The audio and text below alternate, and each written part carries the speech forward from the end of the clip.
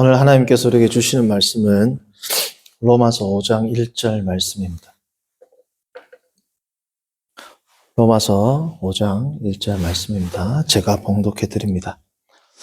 그러므로 우리가 믿음으로 의롭다 하심을 받았으니 우리 주 예수 그리스도로 말미암아 하나님과 화평을 누리자. 아멘.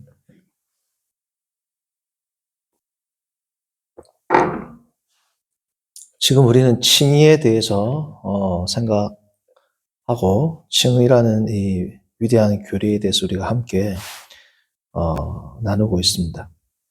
오늘은 칭의의 수단에 대해서 살펴보고자 합니다. 지난주는 우리가 칭의의 시기에 대해서 살펴보았는데 오늘은 수단에 대해서, 그리고 다음 주는 칭의의 수단과 시기를 이제 종합해서 이제 고려하여 이제 칭의에 대한 또 설교를 진행하도록 하겠습니다. 오늘은 칭의의 수단이라는 것은 칭의를 다루는 많은 교리 중에서 어쩌면 가장 중요한 부분, 핵심 부분이라고도 할 수 있습니다. 왜냐하면 우리가 하나님 앞에서 의롭게 되는 것, 그리스도를 통하여 하나님의 구원에 참여하게 되는 것에서 가장 중요한 것은 하나님께서는 의로운 존재를 구원하시죠. 하나님께서 죄인을 구원하실 수는 없습니다.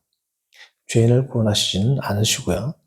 자, 그래서 우리가 소위 이 구원을 받을 때는 그러므로 우리가 의로운 존재가 되어야 하는데 이것을 카톨릭에서는 인푸사 그라티아 혹은 그라티아 인푸사라고 해서 뭐 조금씩은 틀리지만 특별히 세례를 받을 때에 은혜의 주입이 일어난다고 그럽니다.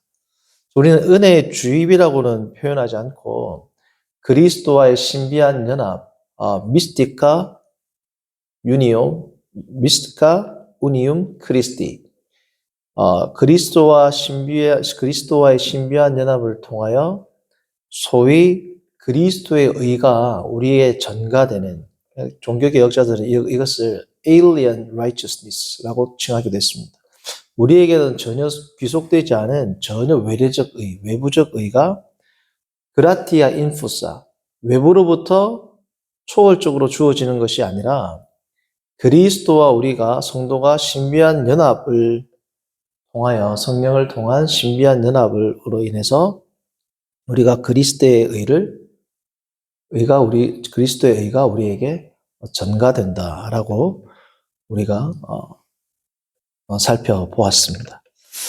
그래서 원래 칭의라는 이 문자적 의미는 의롭다고 칭함을 받는다 라는 의미이지만 조금 넓게 보면 어떻게 해서 우리가 하나님 앞에 의로운 존재로 서게 되는가라는 이러한 담론에까지 범위가 넓혀질 수 있는 겁니다.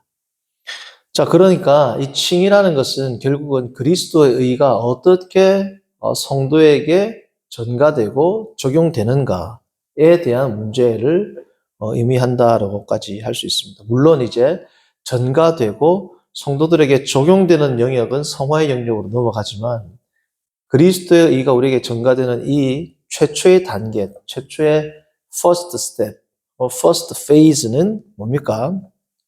우리가 그리스도의 의가 우리에게 전가되는 그 상황 전체를 칭의라고 표현을 하기도 한다는 겁니다. 자, 여기서 중요한 것은 그리스도의 의가 우리의 의로 전가된다고 할 때 두 가지 의가 전가된다고 그랬습니다. 그렇죠? 첫 번째는 성품적 의입니다. 혹은 정태적 의입니다. 두 번째는 뭐예요? 예수님의 순종적 의, 활동적 의가 우리에게 부여된다라고 우리가 살펴보았습니다. 이전에. 자, 그런데 이 칭의에 있어서 칭의의 수단이 가장 핵심이라고 이야기하는 말씀을 드리는 이유가 이 그리스도의 의, 성도 입장에서는 외래적 의 혹은 alien righteousness가 우리에게 부여되는 유일한 수단이 있는데 그게 무엇이라는 겁니까? 그게 믿음이라는 겁니다. 그게 믿음. 그렇기 때문에 이 칭의가 어떠한 수단을 통하여 성도에게 일어나게 되는가는 우리 성도가 신앙생활을 할 때 가장 이 근본적인 근간 가운데 하나가 되는 겁니다. 그리스도의가 우리에게 부여된다라고 할 때는 두 가지를 생각할 수 있는 거죠. 칭의의 수단과 연관을 짓는 겁니다. 하나는 뭡니까? 완벽하신 하나님으로부터 우리에게 부여되는 것이냐, 아니면 불순종한, 불완전한 우리 인간의 인간의 역할도 어느 정도 포함되는 것이냐라는 겁니다. 칭의가 완벽한 하나님의 구속 섭리라면 완벽하신 하나님으로부터만 오는 것이 지당하겠죠. 가톨릭과 같이 아니면 알미니우스적인 신학을 추구하는 자들과 같이 믿음 플러스 인간의 순종이 합해져서 칭의가 완성된다라고 한다면 칭의는 완벽하시고 거룩하시고 초월적인 하나님의 사역, 삼위일체 하나님의 사역이 될 수 없습니다. 왜냐하면 불완전하고 더러운 우리의 행위가 개입되는 것이기 때문에 벌써 출발에서부터 칭의의 수단은 믿음과 행위가 아니라 믿음이라는 것이 이게 사실은 뭐예요?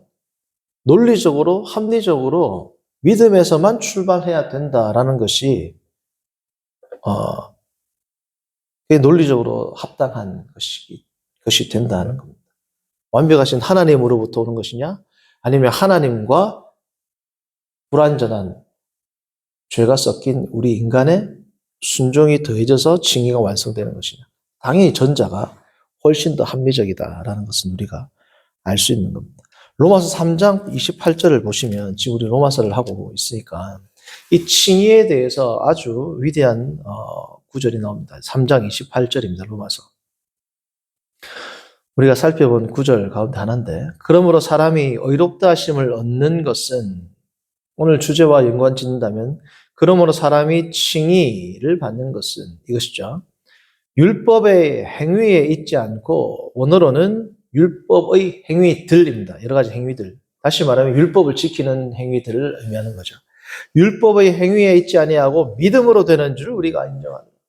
그러니까 사람이 의롭다함을 받는 것은 하나님의 은혜에 더하기 율법을 지키는 인간의 행위에 의해서가 아니다. 성경은 명시적으로 이야기하죠. 3장 28절에서 뭐로 된다?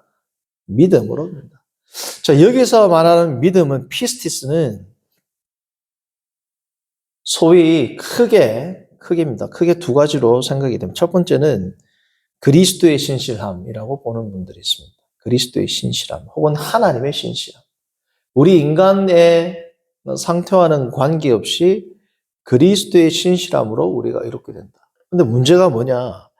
그리스도의 신실함이라고 보면 어떤 이제 가능성이 생기냐? 모든 자들을 향한 그리스도, 모든 자들을 향한 하나님의 신실함은 심지어 불순종하는 자에게 이르기까지 불순종하는 자들도 하나님께서 전능하시고 거룩하시다면 얼마든지 구원할 수 있다.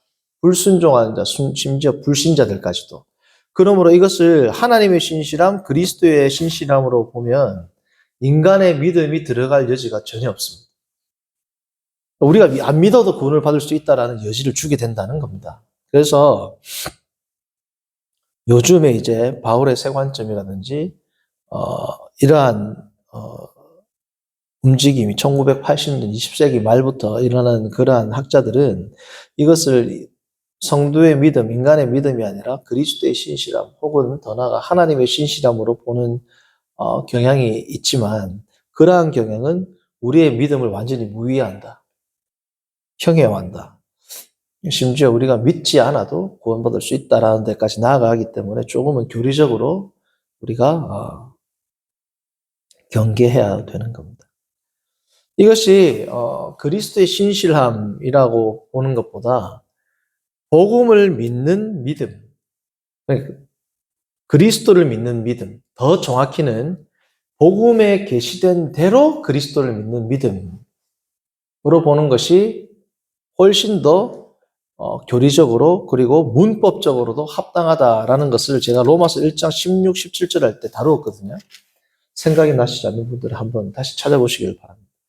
오늘은 그냥 결과적으로 결론을 말씀드리면 이 믿음이라는 것은 그리스도의 신실함이라고 보는 것보다 그리스도를 믿는 우리 성도의 믿음, 더 정확히는 복음의 말씀에 계시된 대로 그리스도를 믿는 성도의 믿음에 의해서 우리가 의롭다함을 받는다가 3장 28절의 내용입니다. 성경에 계시된 대로 그리스도를 믿는다는 것이 중요하죠. 자기 마음대로 자기가 생각하는 그리스도를 믿는 믿음으로 구원을 받는다라고 한다면 모든 사람이 생각하는 그리스도를 통해서 구원받는다가 되기 때문에 성경에 계시된 대로 정확한 복음에 입각해서 그리스도를 믿는 그 믿음으로 우리가 구원을 받는다라고 하는 것이 가장 정확하고 안전한 표현이 될 겁니다. 자, 관련 구절을 한번 볼까요? 로마서 1장 1절부터 보시면 자 봅니다. 예수 그리스도의 종 바울은 사도로 부르심을 받아 뭡니까? 하나님의 복음을 위하여 택정함을 입었으니, 근데 이 복음은 뭐하고 관계 있느냐? 2절, 3절, 4절 예수 그리스도와 관계가 있다. 그러니까 예수 그리스도가 계시가 되는데 뭘 통해서 계시된다는 거예요? 복음을 통해서 계시되기 때문에 복음에 계시된 대로 그리스도를 믿는 믿음이 중요하다는 겁니다. 마음대로 내가 생각하는, 내가 그리는, 내가 경험한 그러한 예수 그리스도가 아니라 가장 중요한 것은 복음의 말씀에 계시된 대로의 예수 그리스도를 믿는 것. 그것이 중요하다는 겁니다. 아까 말씀드렸던 구절을 다시 보시면 1장 16, 17절 보시면 자, 사도 바울이 복음을 부끄러워하지 않는 이유는 15절 그러므로 나는 할 수 있는 대로 로마에 있는 너에게도 복음 전하기를 원하노라. 16절 내가 복음을 부끄러워하지 아니하노니 이 복음은 모든 믿는 자에게 뭘 믿는 자입니까? 예수 그리스도를 믿는 자에게 구원을 주는데 결국은 예수 그리스도를 믿는다는 것은 뭐예요? 이 복음을 믿는 자인 겁니다. 이 같이 연결이 되어 있거든요. 구원을 주시는 하나님의 능력이란 17절 복음은 어떤 능력이 있느냐? 복음에는 하나님의 의가 나타나서 하나님의 의가 나타나기 때문에 이 하나님의 의가 크게 네 가지가 있다 말씀드렸습니다. 결국은 하나님의 의, 하나님의 칭의, 성도를 의롭게 하시는 이게 어디에 나타난다는 거예요? 복음에 나타난다. 그래서 이 복음을 통하여 하나님의 의를 우리가 믿고 알게 되는 것이고 또 뭡니까? 예수 그리스도를 믿고 예수 그리스도를 알게 되고 예수 그리스도를 믿게 된다는 거예요. 결국은 우리가 믿는 믿음은 추상적인 어떤 예수 그리스도라는 존재를 내가 그리고 내가 만들어낸 그리스도를 믿는 것이 아니라 복음에 계시된 대로의 그리스도를 믿는 것이 중요하다. 그래서 징의의 수단에서 중요한 것이 믿음인데 이 여기서 말하는 믿음은 뭐라는 거야? 정확한 복음에 계시된 그리스도를 의미합니다. 복음을 믿는 믿음을 의미한다는 겁니다.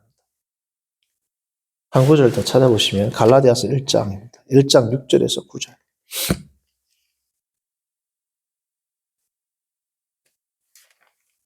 우리 잘 아는 말씀이죠. 여기 나오는 저주를 받을지어다. 이 말은 히브리어, 이 헬라어 아나세마인데 이 아나세마는 히브리어 구약 성경의 70인역, 그 구약 성경을 헬라어로 번역했죠. 이 구약 성경에 나오는 헤렘의 대응을 하고 보시면 됩니다. 헤렘은 뭐냐면 완전히 하나님께서 뭐 가나안 족속들을 멸절하라, 진멸하라 할 때 나오는 그 단어 있죠. 그 진멸하다. 하나님의 완전한 저주, 완전한 진멸을 의미하는 그 단어가 헬라어로, 헤렘이 헬라어로 대응될 때 여러 용례가 있는데 그중 하나가 아나세마거든요. 그 아나세마가 쓰였습니다. 갈라디아서 1장 6절부터 9절. 그러니까 누가 그리스도의 하나님으로부터 멸절당하게 되느냐? 모든 믿는 자들 가운데에도 멸절을 당하는 사람이 있을 수 있다는 겁니다. 자, 어떻게 믿으면 하나님의 저주를 받게 되느냐? 다시 말하면 구원에 참여할 수 없는 믿음도 있다는 거야. 1장 6절부터 9절. 그리스도의 은혜로 너희를 부르신 이를 이같이 속히 떠나 다른 복음을 따르는 것. 나오죠? 다른 복음을 따르는 것을 내가 이상히 여기노라. 다른 복음은 없나니 다만 어떤 사람들이 너희를 교란하여 그리스도의 복음을 변하게 하려 함이라. 그러나 우리가 혹은 하늘로부터 온 천사라도 우리가 너희에게 전한 복음 외에 다른 복음을 전하면 저주를 받을지어다. 아나테마입니다. 9절. 우리가 전에 말하였거니와 내가 지금 다시 말하노니 만일 누구든지 너희가 받은 것 외에 다른 복음을 전하면 뭐라고요? 저주를 받을지어다. 그러니까 정확한 복음에 계시된 그리스도를 믿지 않으면 내가 생각하는 대로의 하나님, 내가 생각하는 대로의 예수님, 성경이 아니라 내 생각, 나의 경험을 믿고 나가는 신앙생활은 오늘 이 말씀의 기준으로 평가한다면 뭐예요? 저주를 받는 믿음이다. 그러니까 칭의의 수단에서 가장 중요한 것은 믿음인데 여기서의 믿음은 뭐예요? 자기 확신이 아닙니다. 그냥 내가 예수님을 믿습니다 하는 그러한 자기 확신이 아니라 말씀에 계시된 그 예수 그리스도를 말씀대로 믿는 것. 이것이 성도들이 주님 앞에서 구원을 경험하는 유일한 수단이다. 그것이 오늘 칭의의 수단에 해당하는 말씀의 내용이 되겠습니다. 다음 시간은 칭의의 수단과 지난주에 했던 칭의의 시점을 이제 종합적으로 고려해서 칭의의 과거, 현재, 미래에 대해서 살펴보도록 하겠습니다. 이 시간 제가 기도합니다. 선하신 하나님 아버지, 오늘 우리가 칭의의 수단에 대해서 다시금 정리하게 하심을 감사합니다. 우리가 말씀에 계시된 대로 그리스도를 믿고 그 말씀대로 순종함으로 하나님 앞에서 신령한 복을 영위하고 주님께 영광 돌리며 살아가는 복된 권속들 되도록 인도하여 주옵소서. 예수님의 이름으로 기도합니다. 아멘.